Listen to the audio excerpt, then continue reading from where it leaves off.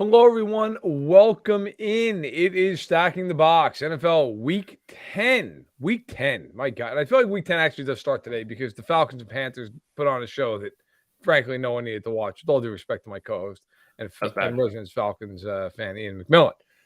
So, this, of course, is Stacking the Box, along with Bet-Sided. Iain MacMillan and I here every single week to break down the games that are about to shake out. Of course, there's one going on in Munich right now where the Buccaneers look as though they are going to beat the Seahawks. And thankfully, we didn't have to pick that game because I would have taken the Seahawks a million times out of a million in this spot. They have not played well. The Buccaneers are getting the job done. So, sir, how are you? Not bad. Not bad. I did bet on this game, and I took the Seahawks, and I took my Falcons on Thursday night. So I'm 0-2 heading into the show, so I guess there's nowhere to go but up from here on out. All right, let's do it. Let's just talk about this because I did not have a good week last week. So have you tabulated the weeks? I was just finishing up. I do have mine here. I went 5-5-2 for minus 0.45 units, and I think you went 4-8. I've worst week I've had all year. Yes, 4-8. Yeah, it's tough. It was tough. These things happen. Things happen. But yes, I had a tough week. Hopefully going to bounce back here. Let's start it out by speaking about two teams that do not need to bounce back. As they both won last week, albeit the Chiefs doing it in a way that I think they'd like to avoid going forward, a little bit of a heart stopper.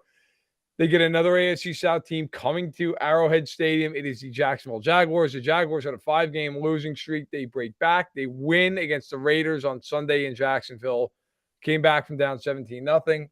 The spread opened at, I think, 10. It climbed down as of this morning to 8.5. Total is 50.5. What say you about Jags Chiefs in the Heartland today?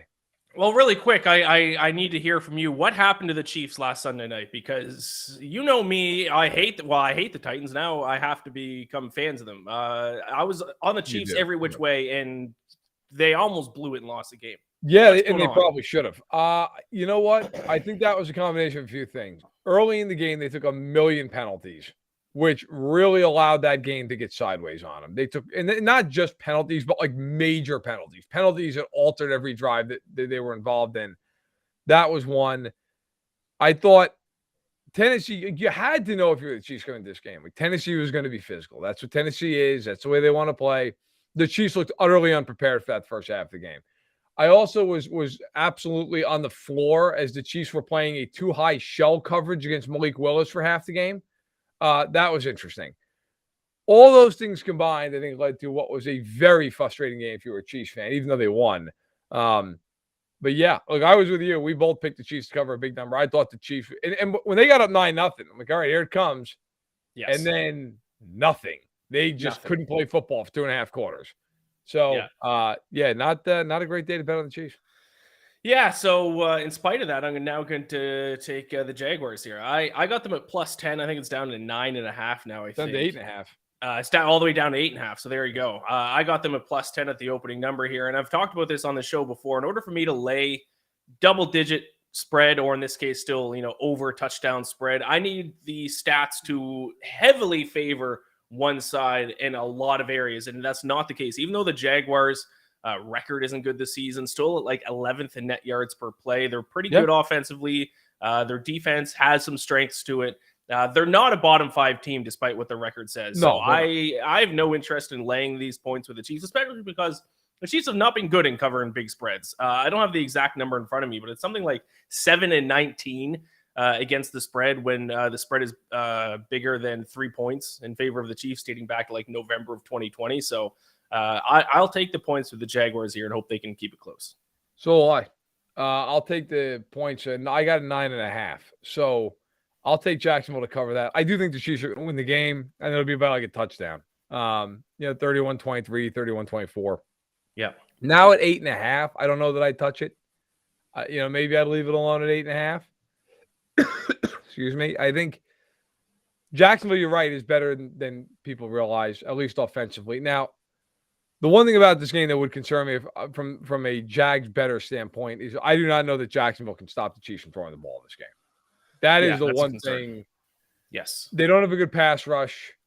And they love to play zone. And if they play zone against Kansas City, Mahomes is going to throw for 400 yards. So that's – and I don't think they have the horses to play man. So that is the concern, which is why I think the Chiefs are going to score over 30 points.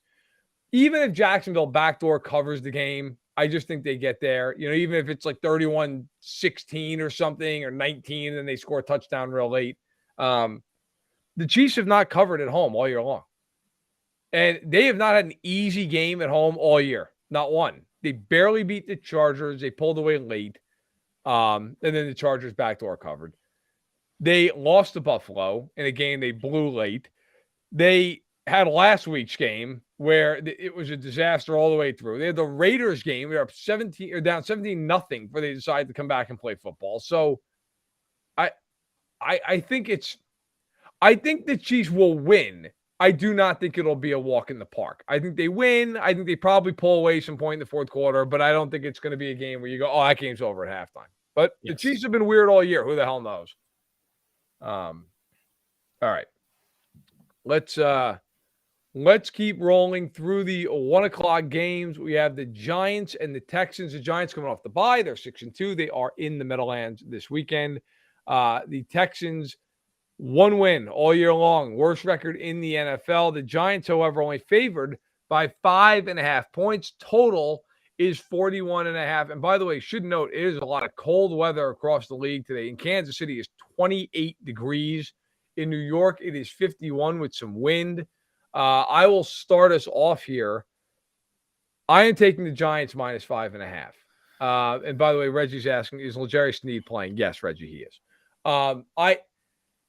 I debated what to do with this line because the Texans have had a history of playing in close games this year, even though they're not winning. The Giants have had a history of playing in very close games, even though they are winning. I think this is a spot where the trend breaks with the Giants. The Giants are off a bye. Houston's coming out there. The Texans are a mess. I mean, they might be a team that wins 2 or 3 games all year long. I think if there's ever a week the Giants blow somebody out, it's this week. Just off the bye, at home, worst team in the league.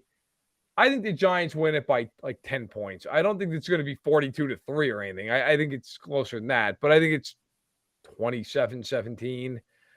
So I will take the Giants to handle business at home, get to 7-2, and cover against the bad Houston team. We're opposite sides of this one. I got the opening line 6.5, but I'm going to take the Texans here. I have no interest laying this many points on the Giants team, who I've been screaming have been fraudulent all year because the record's good, but statistically they aren't. And I have to kind of stay true to the numbers here. 29th in net yards per play at minus 0.7. So, sure, they're a little bit better than the Texans, but the Texans are 30th in net yards per play. The Giants are 29th. So, I mean, there's not much of a difference there. And to lay this many points, I just can't do it. And also, if the Texans are able to kind of lean on the running game, which we saw on Thursday Night Football last week against the Eagles, if they do that again and just run the ball, I think they can at least keep this game close because that is the weakness of this Giants defense is they can't stop the run. 31st in opponent yards per carry. Only the Chargers are worse at stopping the run than the Giants. So I think if the Texans just lean on Dameon Pierce, run the football, they can at least keep this game close. So I'm not going to take them to win outright. I do think the Giants should be favored, but I think it's too many points. So I'll take the points with the Texans. As the Seahawks make this a little bit interesting, they just scored another touchdown to make it a one-score game. I didn't see it. I'm actually going to turn it on right now. Apparently, Geno threw a great pass to get in the end zone here. You know, I think everybody keeps waiting for him to return to his previous form. I don't think it's happening. I think he didn't look great in the first half. That's fine, but he's playing well again. I think at some point, do you not just look at him and say, hey, you know what, the guy can play? I mean, listen, it's taken a while for them to get going. I will say this though, just moving away from Geno for a second, just looking at the overall game. If the Buccaneers lose this game, Brady might just stay in Germany. That might be the end of this. I mean, you cannot lose this game if you're Tampa Bay. You're up 21-9 with 8 minutes left. And you're going to blow this thing? You can't hold on. Now, look, obviously, you got a long way to go here. We'll see how things shake. What is this on? Is it on NFL Network? Yes. It is, right? Yeah. Yes. Okay. So I'll have to throw this on here while we're talking so I can keep tabs. I got to admit, I woke up this morning and completely forgot the game was even on. Like, completely forgot about it. And I was like, oh yeah, right. That happens to me whenever we have these international games. I feel like I'm just completely out of the lunch on them. All right.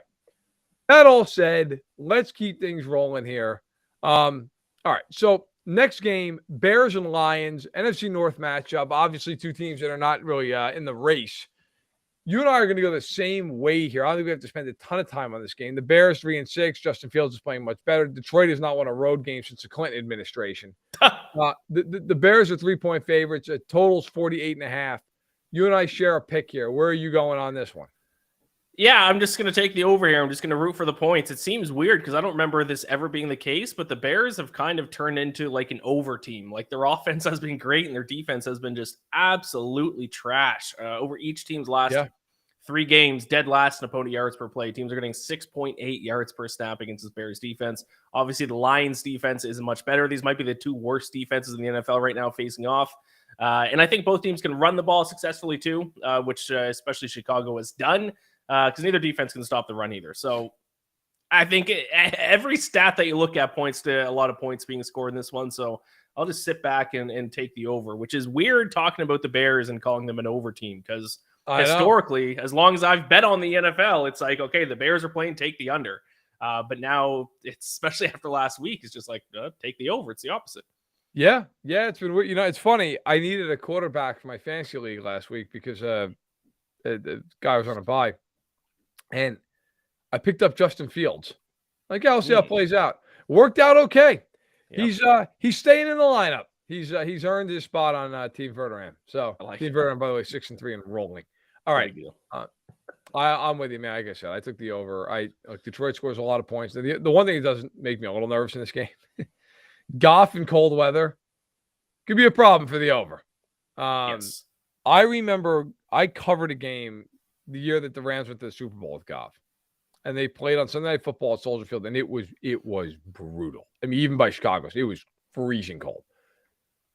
And I remember watching that game. He had a hand warmer on, and he would put his hands in the hand warmer until he was ready to take the snap, and then he would rip his hands out of the hand warmer. And the Bears realized that by about the second or third drive of the game, and would just tee off because every time he'd pull his hands out, you know, that snap was coming, and he wanted no part of that weather. So we'll see how it's. Now, granted, it was about 8 degrees that day. It was not 35. But we'll see. We both take the over. All right, let's go. Interconference game, a game that nobody wants to see, a game that is painful to the eyes in all senses. Pittsburgh, off a bye, 2-6 and terrible. At home against the Saints, off a short week and coming all the way across on the road. 3-6, also terrible. Saints are favored by a point. Total is a disgusting 39.5. Thoughts on Saints and Steelers? Yeah, I'll take the Saints. I got this at a bad line, though. I got -2.5 here for the Saints. But, I mean, this Steelers team is definitely a bottom 5 team. I was going to say the worst team in the NFL, but I don't think they're the worst. But they are. If you look at net yards per play, they are dead last. Now, Mike Tomlin, like good coaches do, end up with better results than probably what the stats show that they deserve. But still, they're a terrible team. Tied with the Rams for dead last in the NFL in yards per play, just 4.7 yards per snap. And the Saints, I think they're being a little bit underrated. I think the Saints team actually statistically is pretty good. Yeah, statistically they are good. Top 10 in net yards per play. Now I know they got crushed on Monday Night Football against the Ravens, which it's kind of hard to make an argument for them after Monday Night Football, but statistically, the Saints have been good. Their biggest issue is that their turnover margin. They're dead last in the NFL in turnover margin. They're turning the ball over too much on offense, and they're not getting turnovers on defense. But in terms of just moving the ball and preventing the other team from doing so, their numbers are actually in the top half of the NFL. So I'll take the Saints. I feel like the Saints stink. No, now that all said, well, I'm not bashing your pick. Like, I get it. But man, like, I feel like they're not good. By the way, the Bucs are going to win this game here. They're going to hold away. So give the Bucs credit for holding on. They're going to get to 5-5. Seattle's going to drop to 6-4, barring like a miracle at the Meadowlands type situation. I am taking the Steelers in this game plus a point. I'm taking the money line. I'm sorry. I'm taking Pittsburgh's money line. Why? I mean, why not? Plus a point, Yes. So here's my thought: the Steelers stink. An awful football team, a complete embarrassment, and a tire fire. So why would you take them? Because they have 2 weeks of rest. The Saints are on a short week. The Steelers are at home. The Saints are all beat up. The Saints looked awful on Monday Night Football. Awful. I don't. Is Andy Dalton going to become good all of a sudden? I mean, everybody's like, he's had a good year. Every time I watch Andy Dalton, he's throwing balls that either are picked or should have been picked. Every week. TJ Watt's back. I think the Steelers are going to win. I don't think the Steelers are any good. I don't think the Saints are any good either. So I'm taking the home dog, slight dog. I am going to take the Steelers to win this game. I think it is a game that is offensive on every level and sets football back. But I got it like 20-17. I think Pittsburgh comes out on top. Josh Allen has stepped on the field. Okay. It's a step forward. I got to tell you, if they, and we're going to get to this game in a minute. If he plays in this game and he gets hurt,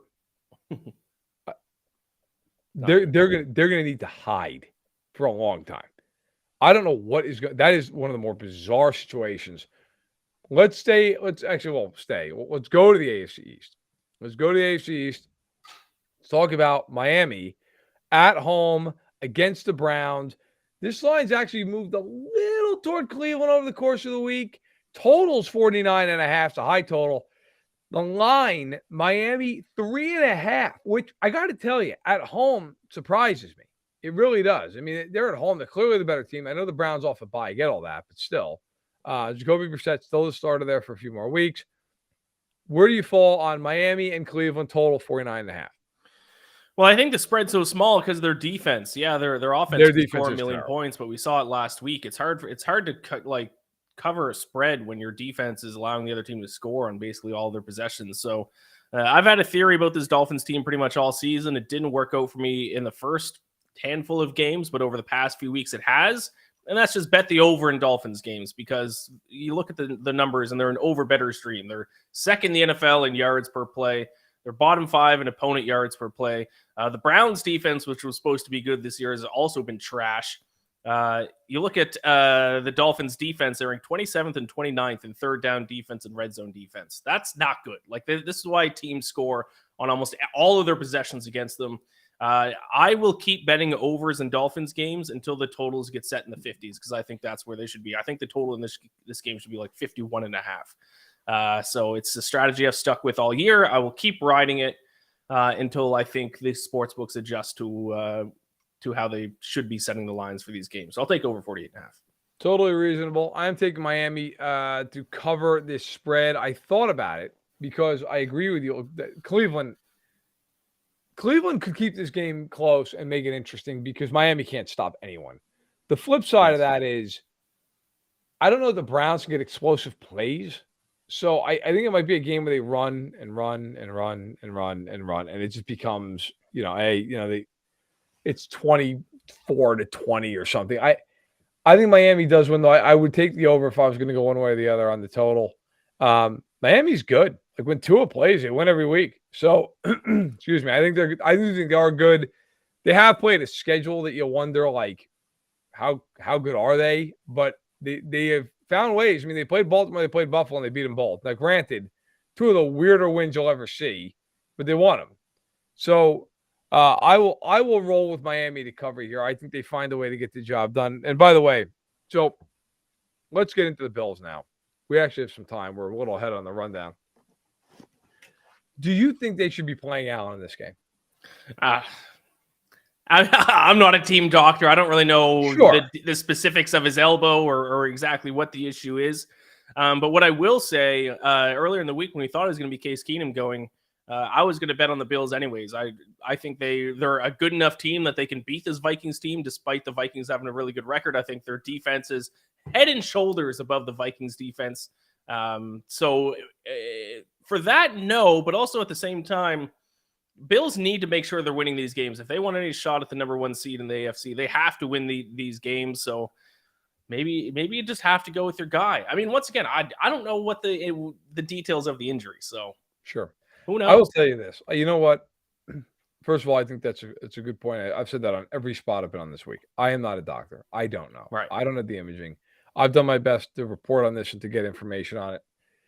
My information is essentially the same as anybody else's, which is, he's got this slight tear of the UCL. And the Bills have been so hush-hush otherwise about it that nobody really knows much more, at least to my knowledge. My thing on this would be that if he has any risk of hurting it worse, I don't know why you're playing him in this game. Now, as Mighty Sphinx just pointed out, and he's right, Adam Schefter tweeted out that the Bills officials told him, or that they were told, that Allen's injury wouldn't worsen if he played, which, sure, okay, maybe that's true. Again, I don't have a medical degree. I should bring my wife down here. She is a doctor. She's probably explaining a lot better. My thing with this, though, is not so much the injury. I put the injury aside for a second. It's the way the Bills have handled this all week. It's very bizarre. Yes. He doesn't practice Wednesday. He doesn't practice Thursday. He's limited on Friday. The media shows up. He goes running off the field. Today, he doesn't warm up with the guys. Now he's warming up with the guys. Like, if I'm the team, excuse the language, I'd be like, what the fuck is going on? I mean, is he healthy? Is he not healthy? Now, I'm sure they've talked behind the closed doors about, the expectations or anything else. I don't doubt that. But it's weird. Like, if you're the Bills, like just the players on the team, you've got to be like, well, what are we good? Like, what is going on? And by the way, you mentioned the Bills defense. I'd actually push back on that this week to some extent. Rousseau's not playing. Hyde's not playing. Poyer's not playing. Tre'Davious White's not playing. Is Edmonds, is he active today? I know he was hurt all week. I don't know if he was healthy or not enough to play. I mean, they have had a million guys this week hurt. I know Milano's back. I'm just going to pull up their actives real quick just to make sure. So Milano is active. Edmonds is active. Kyer Elam is out. I mean, it's just, they're missing a million guys in this game. And Edmonds has been hurt all week long. They're missing like half their defense and almost their entire starting defensive backfield. So, I don't know. Are they better? I mean, Minnesota's defense isn't good, and we can get into it here. Look, the spread right now has been all over the place. Last time we updated this was 7. You said, I think, as we went on the show, it's dropped down to 4.5, correct? That's back up to 6.5. Now I've never seen a spread move this much up and down throughout the week. This is wild. The over-under is 46.5. You can see on the screen here. The weather, 36 degrees, some wind. I guess my overarching point here is I just think if you're the Bills, like, look, if he's healthy enough to play him, then play him. But if he's not healthy enough to play him, then sit him. And it's just, it feels like they're trying to split the baby a little bit all week long with this. It's very bizarre. And I will say this, if he ever were to unfortunately get hurt worse today with that elbow, they will never hear the end of this, especially after the way this was handled all week long. It's very bizarre, but you said you're on the side of the Bills regardless, correct? Yeah, unfortunately, I got the worst possible line on this game. It has moved up and down all week, and I got them at the opening line of -7.5, and it hasn't been that high since it opened. So I'm not in a good spot in terms of betting, but even if it was like I said, if Case Keenum was starting and the line was where it was early in the week, 4.5, 3.5, I'd still kind of like it. But I know that a lot of the guys on the Buffalo defense is out, but I just can't trust Minnesota. Even Minnesota's offense, which was supposed to be one of the more explosive offenses in the NFL this season, 17th in yards per play. That doesn't really get me excited betting on them against the Super Bowl favorites here. That's lower than my Falcons. My Falcons are one step above them offensively in terms of just yards per play. So yeah, I just don't trust this Vikings defense. I haven't been too impressed from the Vikings offense. I'll take the Bills no matter what the number is and no matter who's playing a quarterback. I don't know what in God's name to do with this game. This is like the ultimate shit show for betting. I'm going to take the Bills. I got them at 3.5. I have no idea what to do with this. No idea what to do. I don't know how Allen's going to play, and I don't mean how he's going to. I mean like how he's going to perform. I have no idea. I don't know if he's going to be him. I don't know if he's going to be skipping balls in left and right because it hurts his arm to throw the ball. I have no clue. Is he going to run? Is he going to take off running a bunch this week? If he doesn't, can they run the ball for a foot? I don't know. Defensively, I laid it out earlier. Elam's out. White's out. Poyer, I believe, is also out, correct? I believe he is also listed as out. I believe, I just want to double check, make sure I'm not giving faulty information because there's a lot to keep up with this week. Yeah, Poyer's out. Elam's out. White's out. Rousseau's out. Obviously, on top of that, Hyde's out for the season. It's half the damn team. Half the defenses. But I'm taking them because I don't know what in God's name to make of Minnesota. Minnesota is 7-1, riding a 6-game win streak, and they haven't looked impressive one time all year long. They barely beat the Lions, barely beat the Bears. The same is true against Washington. The same is true against Minnesota with against Miami with Skylar Thompson and Teddy Bridgewater. Arizona, they barely beat. I mean, they blew the Packers out week 1. Congratulations, I guess. I don't know. I mean, it's a very weird team. I don't know what the hell to do with that. So, considering I don't know what to do with either one of these teams, I'm going to take Buffalo, and I'm going to say, I guess maybe Allen can find a way. I want to take the over, but I was like, well, if Allen doesn't play, then I don't want to touch the over because I don't know what that'll look like. I'm not happy with it. You at 7.5 for a brave man. I am less brave, but I'll take them at 3.5 because I don't know what the hell else to do with this game. Yeah, I think the Vikings with their record are being a little bit overvalued here. I don't think they're nearly as good as the record. You mentioned the games that they're barely winning this season. Cardinals kind of muffed a punt against them when I was on the Cardinals money line, and they ended up winning because of that. But yeah, I don't trust Minnesota whatsoever. I wouldn't be surprised if they go on a little losing streak here. Yeah, it's a team that I agree. Like they're not as good as their record, and they play Dallas next week. It is at home, but they do get Dallas, and Dallas will not be easy. All right, last 1:00 game, and then a quick hockey interlude, and then we go to the late games. Ooh, yeah, that's right. Tennessee home against Denver. And this is interesting. Tennessee getting Tannehill back this week. That they're missing a lot of guys on defense. Zach Cunningham put on IR this week. Christian Fulton is not playing.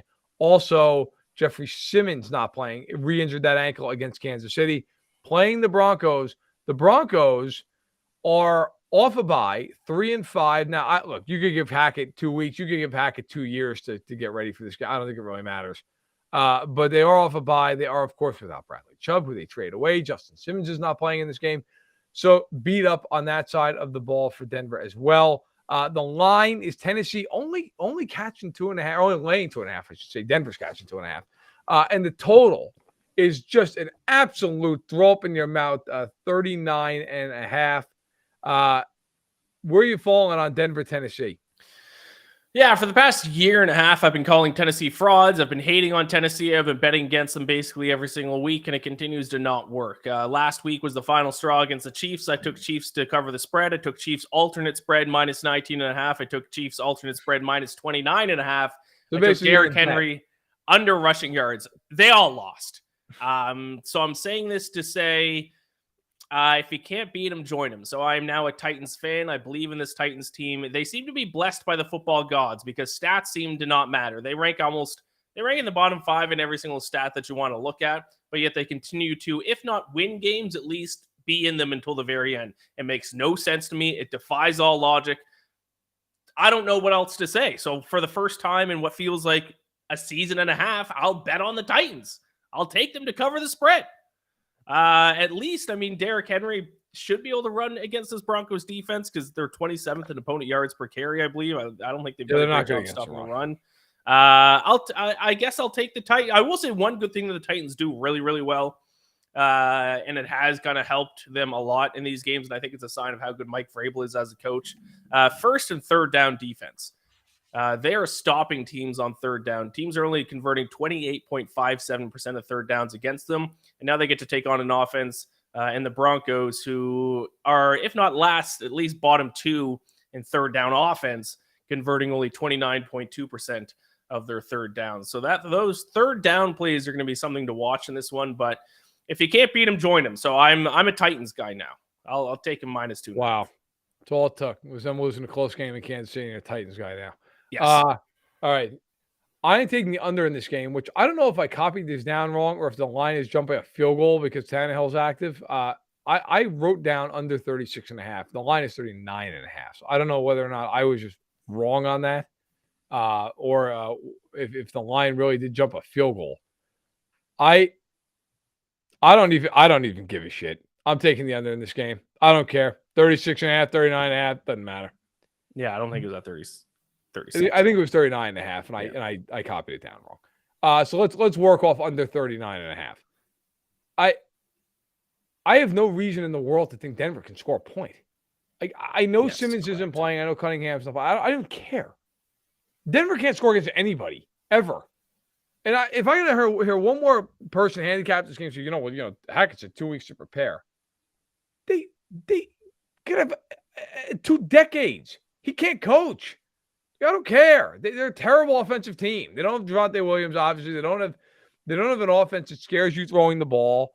I mean, what about him scares you offensively? Russell Wilson? The only person that he's scaring is anybody who roots for Denver. On the flip side, Tennessee, are they cracking 20? I got to be fair to Denver. Defensively, they've been really good this year. So I think this game is going to be like, I don't know, 19-10. I feel like that's where this is headed. Maybe it's Denver gets a little bit more, maybe 19-16. I don't know. But if I had to take a side, I would take the Titans. I'm taking the under.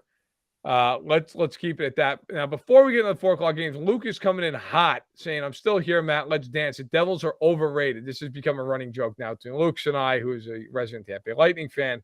Luke, say whatever you want. The Devils are a complete wagon at this point. 12-3, just absolutely refusing to lose, winning every game they play. The reason I wanted to bring the hockey up quick, and if you guys follow the show, at this point it's becoming almost a bit. This week, the Devils go on a Canadian road trip for the second time in 2 weeks, I think, because they went on their Western Canadian road trip earlier. They are playing Montreal Tuesday. They're playing Ottawa Saturday. They are playing the Toronto Maple Leafs on Thursday. So, Ian, we gotta talk, man. We gotta talk. Something fun here. You got your Leafs in that game at home? No. I think Devils beat them. So they do play in Toronto this week. The following week, they're in Jersey. The Maple Leafs play in New Jersey. I'll be at that game, so I'll be there live to watch the Leafs in Jersey on the 23rd. But no, I won't be betting on the Leafs. Okay. No. Listen, I love the Leafs, and I'm biased about a lot of my teams. The Leafs have broken my heart too many times, year after year after year. I'm now sour on this team. They're having a tough season, even though they haven't, their record's still decent. I was gonna say, the record's pretty good. 8-5-3, but they can't play defense. Their top 2 goaltenders are hurt. Matthews hasn't played as well as he did last year. They can't find the back of the net. They're in the bottom 10 in shooting percentage. And this Devils team, I like calling teams frauds. This Devils team is not a fraud. Every single analytic statistic, advanced analytic you want to look at, they're at the top of the NHL. Expected goals for, Corsi percentage, expected goals against, high danger scoring chances. They're legitimately a good team. I don't want to lose any of our football viewers, so we'll get back to the football. But yeah, the Devils are just, it's unbelievable. It's like they've replaced all these people with different. I have to. Most of the damn teams the same. But Jay Ward is asking, what does the sorry Lindy thing mean? Which I think all fans will appreciate. So the Devils, after 2 terrible years under Lindy Ruff, we're all ready for him to be fired. Come out of the gate, they lose 2 games immediately, and they look awful doing it. And the second game was at the Prudential Center where the Devils play. The Devils fans, in unison, chanted, "Fire Lindy." Loudly, unmistakably chanted "Fire Lindy." They, since that game, have won 12 of 13. And so last night at a sold-out game, they all chanted "Sorry, Lindy." So it's been good. Things are good. So I'll be the first to admit, as a Devils fan, not always the strongest fan base in the world. Things are good when you're selling out against Arizona in November, okay, and the place is just rocking. As a Devils fan, that's when things they're rolling right for you. Yes. All right. Let's get back to football. I had to bring up hockey because our 2 teams are going to be seeing each other the next couple of weeks. And we had a little bit of time in the budget here. Let's get to the 4 o'clock games. All right, this game is a fucking travesty. The Raiders and the Colts. The Colts We don't have to get into it. We all know what the truth is about the Colts. Just a disgraceful situation there. I mean, my God. The Raiders, Waller on IR, Renfro on IR this week. The Raiders are 2-6. The Colts somehow have won 3 games. I don't know how. They come into this game. The thing that kills me, the Colts hired somebody who has 0 experience as a coach above the high school level. Team is in absolute disarray. And all that happened, Vegas didn't even touch the line. No. It was like, no, we're just going to stick with the Raiders at 4.5. I mean, it tells you all you need to know about the Raiders season.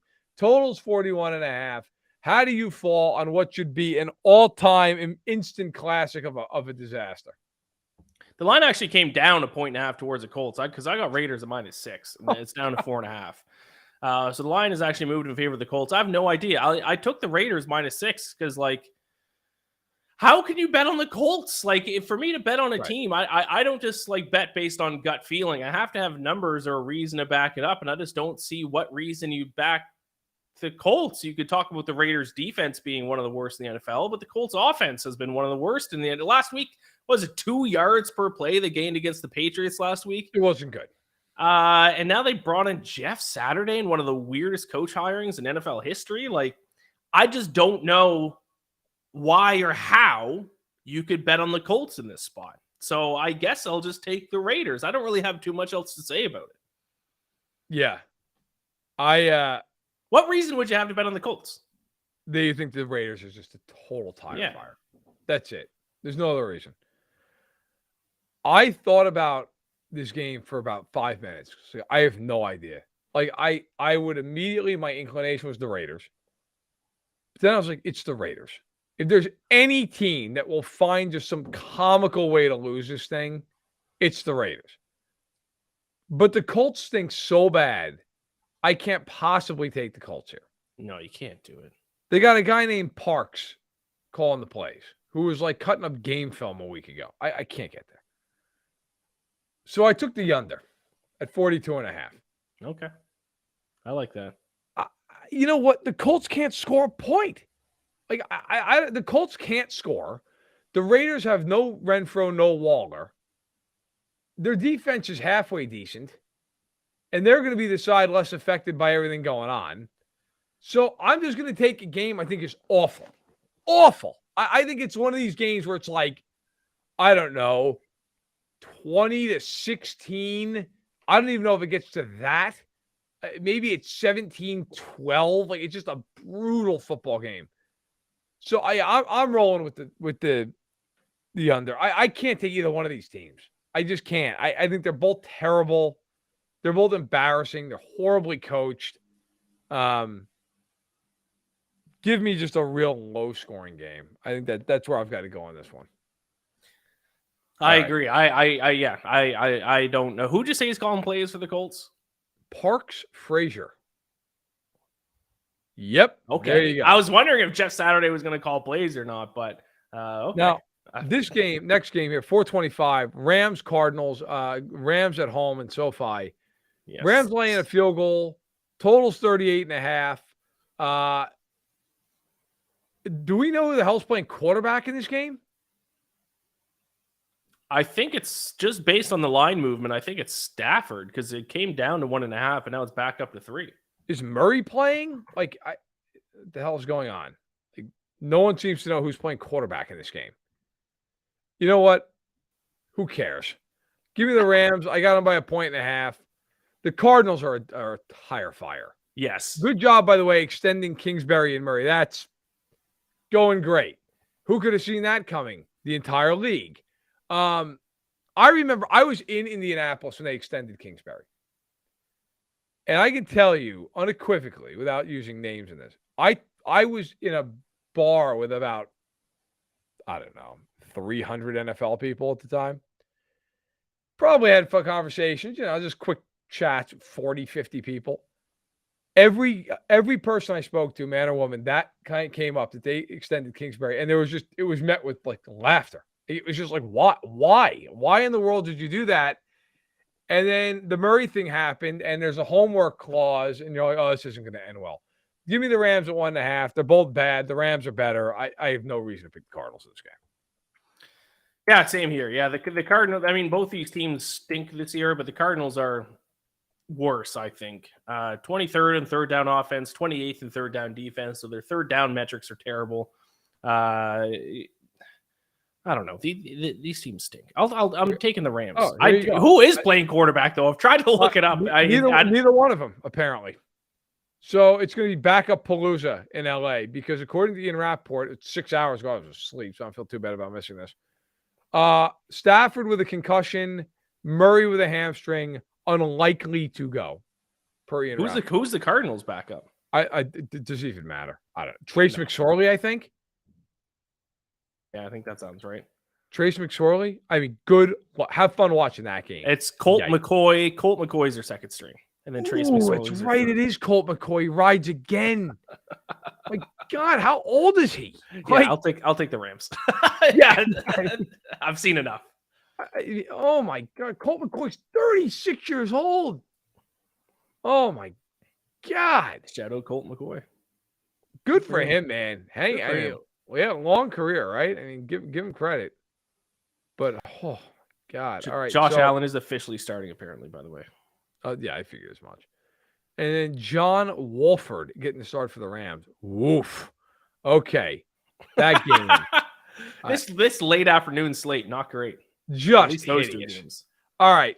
Last game of the late slate. Packers Cowboys. You thought early on this would be an amazing game. It is not. Dallas is very good. The Packers are not. Dallas on the road at Lambeau, going to be cold, 34 degrees. Dallas off a bye, favored by 3.5. Totals 44.5. Packers have lost 5 straight. I will get right down to it. I got it at a bad line. I don't care. I took Dallas -5. I have no reason to bet on the Packers. Zero. Not playing the way I thought they played offensively. They are hideous offensively. I'm pretty sure half the team right now, if they could, would like to also go on a radio show and scream about their quarterback. It was not lost on me that Devondre Campbell was talking publicly about Jordan Love. He's like, he'd be better than some of the starters in the league. You know, I wonder if they'd like to find out how good he'd be if he started. The Packers have just been brutal. I have no reason to take them. If they win, give them all the credit in the world. I am going to ride with Dallas. I think that's clearly the right line, the right side of the line to be on. Yeah, I'm with you. I'm on. I got them at -4.5 though, thankfully. But yeah, I think the Packers are officially broken. I'm not going to be betting on the Packers unless they're underdogs of more than a touchdown, like they were against the Bills when I bet on them. I just can't bet on the Packers no matter what. They only gained 5.6 yards per play against the Lions last week. Now they have to take on the Cowboys defense. Cowboys defense leading the NFL in sack percentage, getting a sack on 11.2% of their opponent dropbacks. They're going to eat this Packers offensive line up. And the Cowboys offense looked good in their last game too. I think Dak Prescott might be hitting his stride since returning from injury. So I see no reason to back the Packers here. I'll lay the points of the Cowboys. Yeah. I think it's the right move. It's the only move. All right, let's get into the primetime game. Sunday night. Battle in California. The Niners, the Chargers. It's in Santa Clara. The Niners laying a big line. The line was 7, now 7.5. Total 45.5. I really struggled with this game for a variety of reasons. I'll get into it in a second. Where did you fall on this one? 49ers to cover the spread here. I got them at -7. The Chargers suck. They're not good. 25th in net yards per play. Their offense only gained 5 yards per play against the Falcons in their last game. And the Falcons defense, I mean, we saw them on Thursday night. They stink. This is a terrible matchup for the Chargers too, because we know the 49ers love to run the ball. Christian McCaffrey is there now. They're going to run the ball even more. Now they get to take on the worst run defense in the NFL in the Chargers. 5.7 opponent yards per carry. 0.2 yards per play worse than the next worst run defense. It's not good. Chargers are banged up. Herbert is nobody to throw to. 49ers match up well with him stylistically. They kind of got healthy over the bye week. I know that their corner there, defensive back, tore his Achilles, but he hadn't played all year yet anyways. Right. But they got a lot of guys back. I think 49ers win this one big.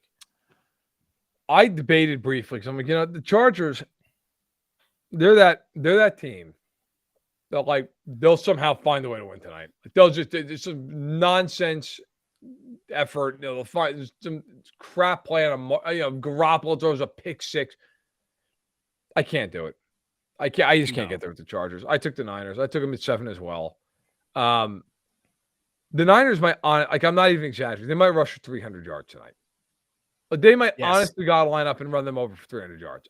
This is a game where I can see Garoppolo throwing the ball 7 times. Because Shanahan's like, I don't care. Here's McCaffrey 40 times. Here it comes. And my big concern from a Chargers standpoint in this game is I just think the trenches are going to get killed. They're just going to get killed up front. In addition to that, as you point out, Williams and Allen are both inactive. Where is he going with the ball? With Eckler? I mean, that's great. They have Fred Warner and a host of other guys up front who can handle it. I don't think the Chargers are going to score the game. I think it's going to be one of these games where it's like 28-13. I'm with you. I'm riding with the Niners. It's just a game where you look at it and go, the Chargers just there's no there with that. And by the way, I picked your Falcons last week, and Eckler fumbles the ball. What in God's name is going on with your football team? He should have scored. Like, what the hell was that? This is the life of being a Falcons fan. Every single week they find a new way to lose. And I thought I had seen all the different ways to lose, but now apparently a defensive player can be returning a fumble and just drop the ball. Nobody touched him. He just dropped it. You guys, man. I hate my team. I hate them. You should have won that game. Of course. We should have beat the Panthers on Thursday night too. Just what a mess. God almighty. All right. Monday Night Football. Eagles, Commanders. Eagles trying to run their record to 9-0 at home. 10.5-point favorites. 43.5 is the total. 36 degrees is the weather. No wind.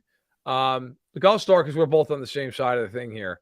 I got Washington 10.5. That's how I'm rolling. I think Philly's really good. I don't think they're a fraud, but that's a lot of points in a divisional game. That's just a lot of points. And Washington has been better in recent weeks. Yes. Won 3 of their last 4. Last week they didn't win, but they were probably should have won, quite honestly. They blew the game late against Minnesota. 10.5. Like if they just gotta stay within 10, I'll take that side of the number. I'll take Washington to cover. Yeah, same with me. The Eagles certainly good, certainly the better team, but a big hole's been exposed in this Eagles team. That's why they can't stop the run. 29th in opponent yards per carry, and the Commanders have started to lean on the run a little bit more in recent weeks. If they do it again, because that's how the Texans covered the spread against the Eagles on Thursday night last week, because they just ran the ball. You can run the ball against this Eagles team. So I think the Commanders should just do that. Their defense has been a lot better in recent weeks, as you mentioned. Third in opponent third down conversion rate, so they're great on third down defensively. Also 7th in red zone defense. So in 2 pretty key areas, third down and red zone, their defense has been amongst the best in the NFL. So this spread is insane. I will take the points with Washington, despite the Eagles kind of blowing them out early in the year. But the numbers don't back up laying double-digit points in this one. No, absolutely. I'm with you. By the way, in case as we're about to play ourselves out here, in case you're curious, the Knicks and the Thunder are playing a game right now. The Knicks scored 48 points. 48 points in the first quarter against the Thunder. At home, the Knicks are up 5 points. Yep. That's the Knicks. Always a good time. Always fun. All right. God, do they suck. All righty. Listen, to everybody out there who watched, thank you so much. Really appreciate each and every one of you. Of course, I will be back on Tuesday with Sterling Holmes doing the weekly show as we get ready for week 11. We look back at week 10. You can, of course, catch Ian on his Twitter handle, which you see right there. You can also check him out at fanside.com/betsided for all of his work as well. And, of course, check out BetSide's YouTube channel as well. Lots of great content there. Daily bet slips, so many other things. A lot of you guys are familiar with Ben Heisler, all his work. So check everybody out there. I will be back here at Chiefs Fan for the halftime show on Arrowhead Addict and then for the post-game show as well. All right. Good luck to your teams today. It is week 10. Week 10. My God, it's getting cold out. Crazy. We are getting there. Unbelievable. Had snow yesterday at the house. I went out and bought 3 inflatables for Christmas. My wife's going to kill me. Dumb, man. It's going out in the yard. She's lucky. It was between 3.5 foot inflatables and 1 9-foot Santa. Oh, I got the 3.5 because my father told me I'd be looking at imminent divorce, and he's probably right. So I went out. I got the reindeer. I got the Christmas tree. I got the Santa. love it. What the hell? Having a good time with it. I'll be the electric bill's gonna be through the roof, but fuck it.